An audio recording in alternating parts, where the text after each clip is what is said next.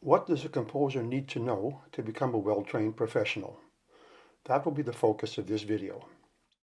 Most composition students these days study in universities or conservatories. The quality of musical education varies widely, however, and what the students end up with is not always as useful as it could be. This is especially the case when the teaching focuses mainly on style or on what is fashionable at the moment, rather than on more general musical craftsmanship. Even when craft is the focus, it needs to be taught in a way that is not limited to one style, but rather focuses on what the given discipline can teach about music in general. This is a big subject, but it needs to be addressed. I often get students who have studied harmony or counterpoint, but in a very limited way. They've never understood what these things really can offer a composer, no matter what style they're working in. All they remember is some abstract rules, things not to do. But who listens to music for what isn't there? In this lesson, I'm going to look at the main disciplines at the heart of composition training: ear training, harmony, counterpoint, orchestration, and form. And I'm going to focus on the larger principles behind each one. This has to be based on the psychology of musical perception, since music that doesn't respect how our musical minds work will not be very appealing to normal music lovers. Note that I'm talking about music that's meant to be listened to in the foreground, not background music like you might hear in a restaurant or an elevator. Foreground music is intended to create a framed musical experience with a clear beginning and ending that also makes sense as a whole. For our purposes here, the main aspects of musical psychology are the following ones. Music is made of patterns in sound. These patterns normally suggest a certain character. They also normally need to evolve over time so as not to become boring, but they have to do so in audibly coherent ways so as not to sound arbitrary. Normally, over a complete musical work, there's also some sense of overall progression, so the level of interest doesn't remain just flat. We'll talk more about these things when I discuss musical form below. Ear training. An aspiring composer needs to develop their hearing, both in the sense of being able to imagine given sounds and patterns in one line, and also being able to focus on specific things in a more complex texture. Since Western music normally contains more than one voice, the composer should be able to hear and understand what is going on in all the different layers. Basic ear training normally focuses on recognizing common melodic and harmonic patterns in one line. This is as it should be. But the next stage of ear training should be directly related to the other disciplines below. For example, when you're doing a harmony exercise, it will be much more useful to you if you take the time to sing each part while playing the others. This ensures that you're really hearing what you're writing. Counterpoint, likewise, is best taught with singing and playing. Similarly, orchestration needs to include listening with score while trying to hear who's playing what. Harmony. Since our Western tradition is polyphonic, we need to consider what happens when several voices meet, forming chords. Most undergraduate music students have to take a harmony course. Usually, these courses focus on tonal harmony from the common practice period. That in itself is not a problem, since one should be familiar with and understand the standard repertoire. But if the course is mainly about rules and restrictions, you're missing the really useful part, which is not limited to just the classical style. To be coherent, the music can't use too many kinds of chords in the same piece. Imagine a piece that starts with harmony by fourths, then switches 3 bars later to Mozart-style harmony, then moves on to big clusters. While it is possible to combine several kinds of harmony in the same piece, there are limits. This comes from the fact that a big part of what's the listener involved in music is noticing patterns in sound, and then developing expectations about them, which the composer can then play with. But there's a limit. If the kinds of patterns are changing too much too frequently, after a while we just give up. So, limiting the kinds of chords we hear in a given piece makes things possible that aren't feasible when the overall language is chaotic. Individual chords can have various degrees of interval tension, ranging from very consonant, where the adjacent intervals don't clash, to very dissonant, where they do. Of course, in a 3 or 4 note chord, even a dissonance between non-adjacent notes is noticeable, but not all dissonances are created equal. And this leads to another important point: the degree of dissonance in the chords in relation to one another. If all the chords are equally dissonant, the music is rather gray. It doesn't breathe. If all the chords are consonant and spaced in the same way, there had better be some other aspect of the music that's evolving to maintain interest. How much harmonic contrast we need at a given point is another important question. Even in a purely tonal piece, not all the modulations are equal. Moving from C major to B major involves much more novelty than moving to F major.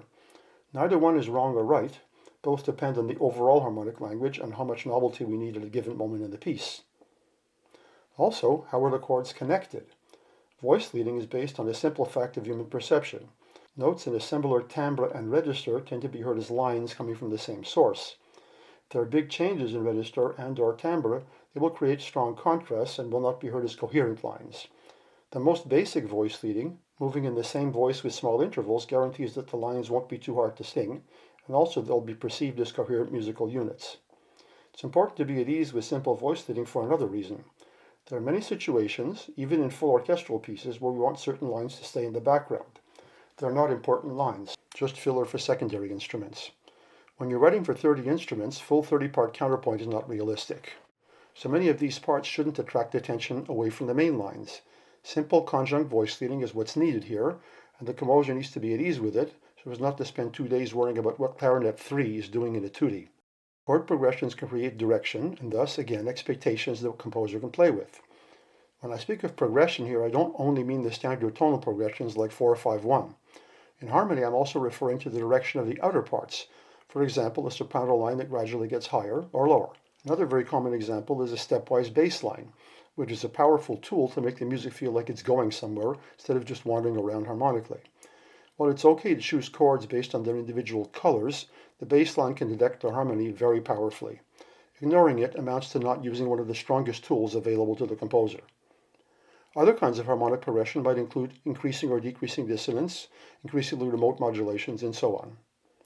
Harmonic punctuation in various degrees is also essential, since the human mind can't take in large amounts of information without it.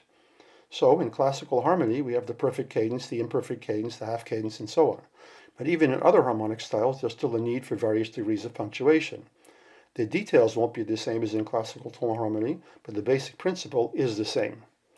Tonality is yet another important tool for creating direction. If you really understand classical tonal direction, things about it are transferable to other styles.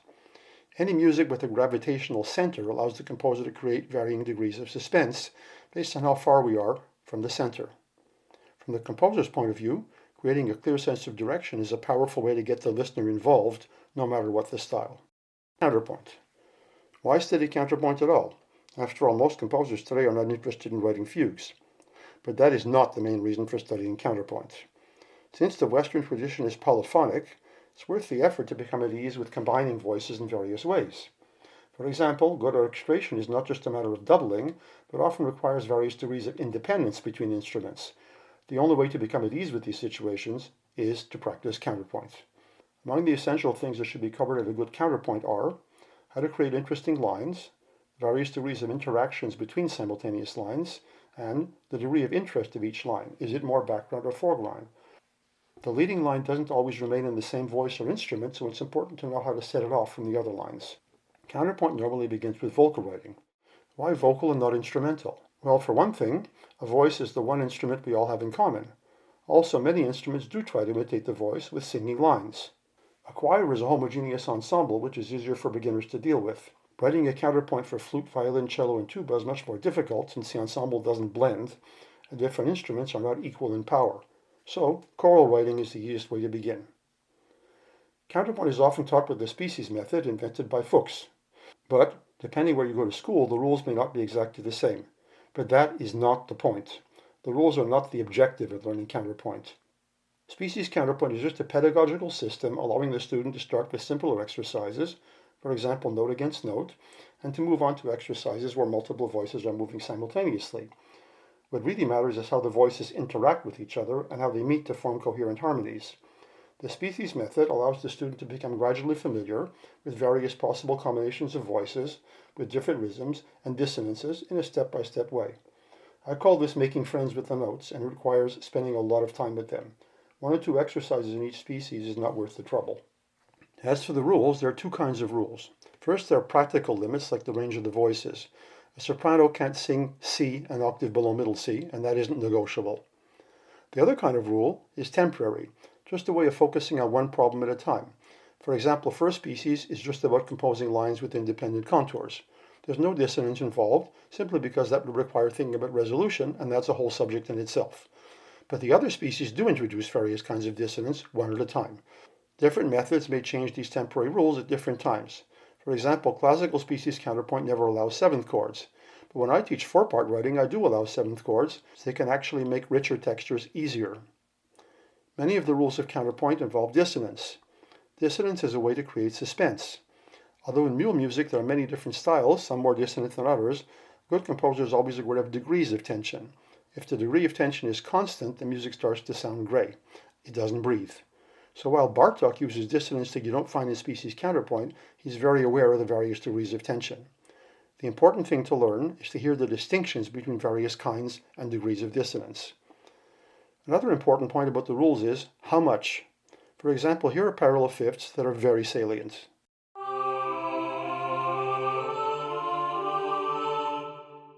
But now listen to this example.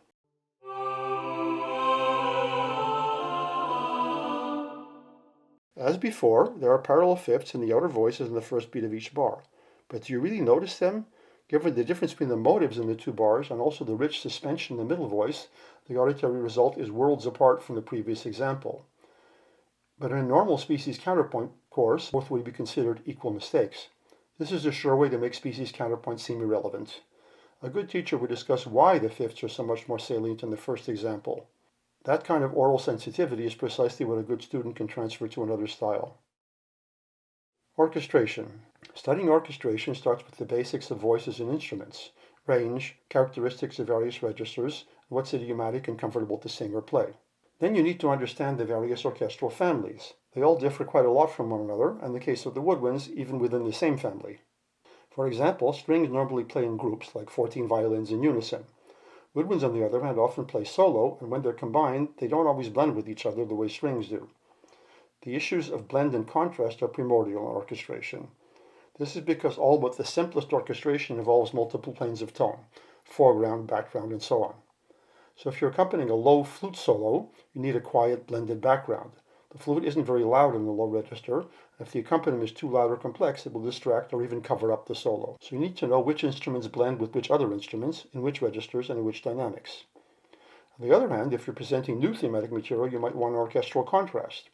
That flute solo would not be followed by another flute solo, but rather by something different, more appropriate to the new character. Here are a few examples.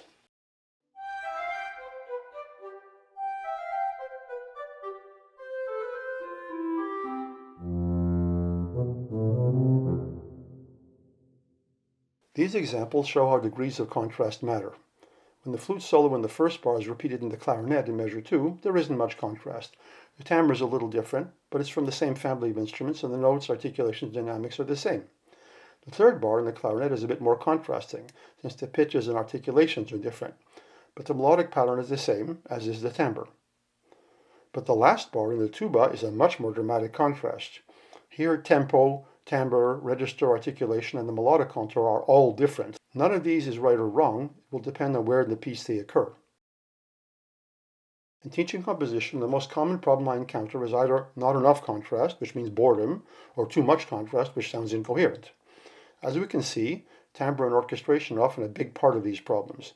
Knowing how to get the dosage right will help you solve them. These kinds of contrasts sometimes happen in succession, as in our example, or sometimes simultaneously, as in an accompaniment to a given line. But in both cases, getting the right amount of contrast is critical. Finally, dynamics are a big part of orchestration. The most important rule is orchestrate the dynamics. For example, don't remove instruments during a crescendo. Don't place an instrument in its loudest register and ask it to play very softly. If the music has an accent, usually you want to add something to underline it, perhaps a pizzicato chord or some kind of percussion. Use the percussion to reinforce the dynamics you want for the given character, not to weaken them. Form. Most courses in musical form are based on analysis. Why? Well, first, it's easier to observe an existing work than to compose a new one, and there's already a lot of good repertoire we can learn from. The problem with a lot of analysis, at least for composers, is it doesn't always ask the right questions. For a student composer, the most important question is not what the piece's composer did at any given moment, but why? While we can't presume to know everything that goes through the composer's mind, there are many decisions that are easily understood, if we relate them to those basic principles of psychology I mentioned above. Pretty much any piece of serious music has to fulfill certain formal requirements. Analysis which doesn't address these issues will not be very helpful to the composer. Here are the most important things to understand from a composer's point of view. How to begin the piece in a way that creates interest and suspense.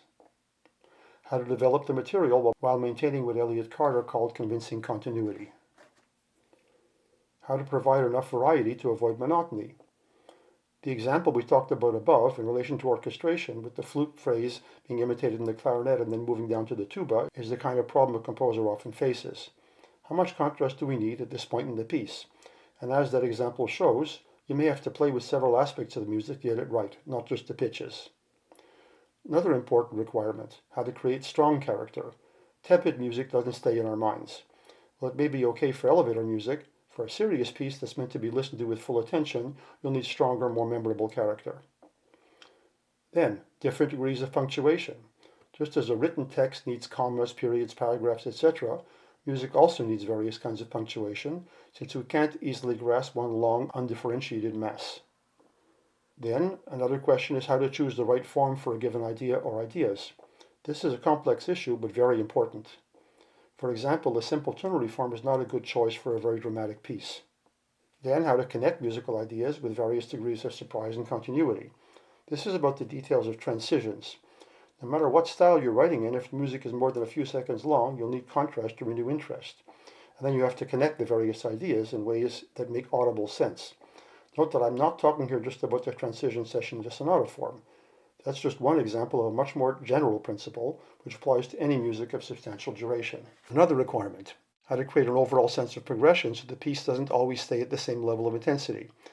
Again, I'm not just talking about harmonic progression here, but also about formal progressions. For example, a long crescendo, or a part of the piece where the register gets gradually higher or lower. Another requirement, how to balance a long form, how to get the proportions right. If a large piece has all the sections the same length, often the form will not feel like it's progressing. Again, this is a complicated subject, but essential for a composer to understand. For example, the main climax of a long piece usually takes more time to prepare than a local high point. Finally, we need to end the piece in a way that feels complete. The listener should not feel that the music just stops arbitrarily. For the really serious composition student, there's one more thing you can do, which will teach you more than any amount of analysis. When you notice something that surprises you in a given piece, try to reimagine the piece without it. Recompose that part of the piece in a different way. This takes time and effort, but it's the best way to really understand why the composer made the decision they did. My composition textbook deals with all these things in detail and with exercises. The last thing I would recommend for an aspiring composer is practical. You should be able to play an instrument at a serious level, and it's even better if you play an orchestral instrument like the violin or the oboe. Once a young musician is played in public, preferably with other musicians, it changes their view of the whole process of composition. Among the many things you realize, for example, is the importance of not creating needless difficulty. A former student of mine was studying at a local university and agreed to play the piano for another composer's chamber piece. It was a very difficult part and he practiced it a lot to get it right, only to find that it was completely inaudible when the others were playing. This kind of experience will not leave the musicians interested in playing your music.